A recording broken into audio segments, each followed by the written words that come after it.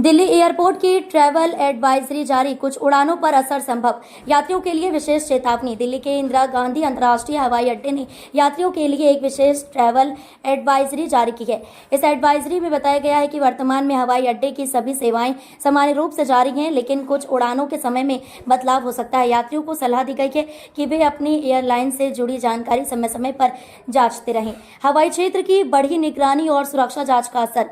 Advisory में बताया गया है कि सिविल एविएशन सिक्योरिटी ब्यूरो द्वारा जारी की गई नई सुरक्षा गाइडलाइनों के चलते हवाई क्षेत्र में निगरानी बढ़ा दी गई है। इसका असर सुरक्षा जांच के समय और उड़ानों के कार्यक्रम पर पड़ सकता है। यात्रियों को चेक इन और सुरक्षा जांच के लिए अधिक समय देना पड़ सकता है, इसलिए उन्हें समय से पहले हवाई अड्डे पर पहुंचने की सलाह दी गई है।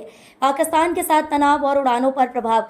यह एडवाइजरी उस समय आई है जब भारत और पाकिस्तान के बीच सीमा पर तनाव की स्थिति बनी हुई है। हाल ही में दोनों देशों के बीच संघर्ष विराम को लेकर सहमति बनी थी, लेकिन इसके कुछ ही घंटे बाद पाकिस्तान ने संघर्ष विराम का उल्लंघन कर दिया। इस स्थिति के चलते भारत में हवाई क्षेत्र की सतर्कता और सुरक्षा व्यवस्था को और कड़ा किया गया है।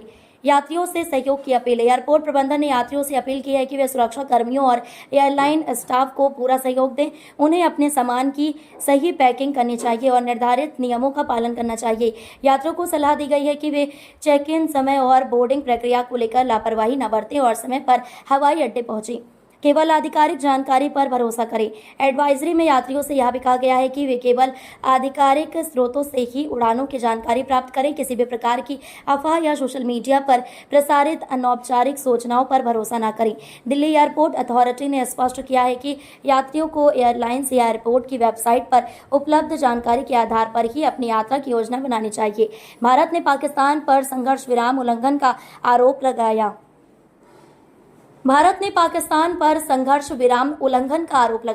दिल्ली एयरपोर्ट की एडवाइजरी उस समय सामने आई जब भारत ने पाकिस्तान पर संघर्ष विराम का उल्लंघन करने का आरोप लगाया। शनिवार को दोनों देशों ने संघर्ष विराम पर सहमति जताई थी, लेकिन कुछ ही घंटे बाद पाकिस्तान ने इसका उल्लंघन कर दिया। विदेश सचिव विक्रम मिस्री ने इस पर नाराजगी जताते हुए पाकिस्तान से अपेक्षित कदम उठाने की मांग की है।